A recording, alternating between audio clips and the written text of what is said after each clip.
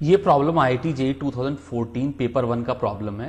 कह रहे हैं E1R, E2R and E3R are respective electric field at a distance R from a point charge Q, an infinitely long wire and an infinite plane. If E1R0 is equal to E2R0 is equal to E3R0 at a given distance R0, then which of the following options are correct? अब यहां पर जो ये मेरे answers हैं ये more than one correct हो सकते हैं, तो मुझे चारों ऑप्शंस को चेक करना पड़ेगा। तो इन ऑप्शंस को चेक करने से पहले सबसे पहले तो हम कुछ फॉर्मूले लिख देते हैं। E1R0 की वैल्यू है 1/4πε0 Q/r²। ऐसे ही E2R0 के लिए जो फॉर्मूला है वो है λ/2πε0r, और E3 के लिए जो फॉर्मूला है वो है σ/2ε0। अब मैं इन चारों ऑप्शंस को एक एक करके चेक करूंगा। तो जब पहले ऑप्शन में मुझे Q और सिग्मा में रिलेशन निकालना है तो मैं E1R0 को E3R0 से इक्वेट करूंगा। तो यहां मेरा रिलेशन जाएगा Q/4πε0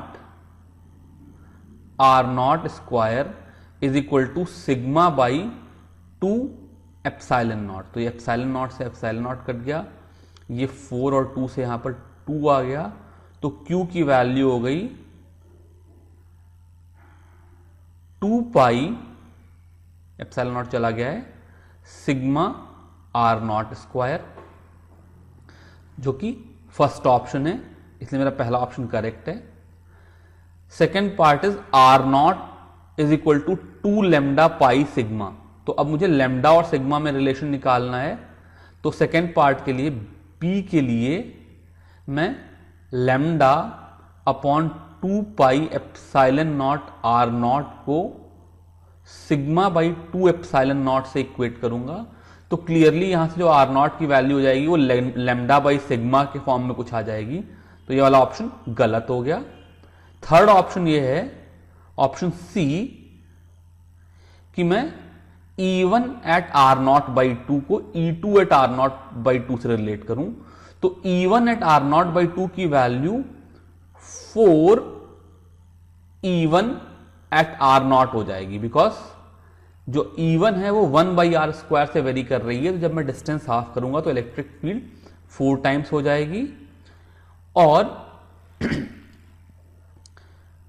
this should be equal to, ये मैं चेक कर रहा हूं तो मैं इसको क्वेश्चन मार्क के साथ डाल दे रहा हूं,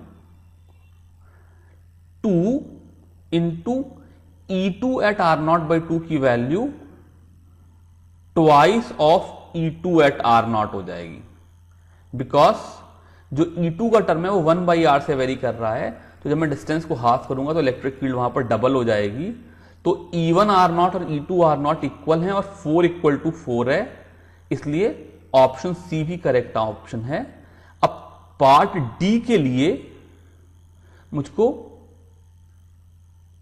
E2 और E3 में रिलेशन निकालना है। तो E2/R0/2 इसकी वैल्यू जैसे मैंने अभी की थी, इसकी वैल्यू ट्वाइस ऑफ E2/R0 हो जाएगी। और इसको मैं चेक कर रहा हूं 4 इंटू E3/R0/2। E3 जो है वो कांस्टेंट है, इसलिए इसकी वैल्यू E3/R0 के इक्वल हो जाएगी। ये दोनों टर्म इक्वल है, कैंसिल हो जाएंगे। 2 इज नॉट इक्वल टू 4, इसलिए डी जो है ये मेरा इनकरेक्ट आंसर हो जाएगा। तो ऑप्शन ए और ऑप्शन सी ये मेरे करेक्ट आंसर है।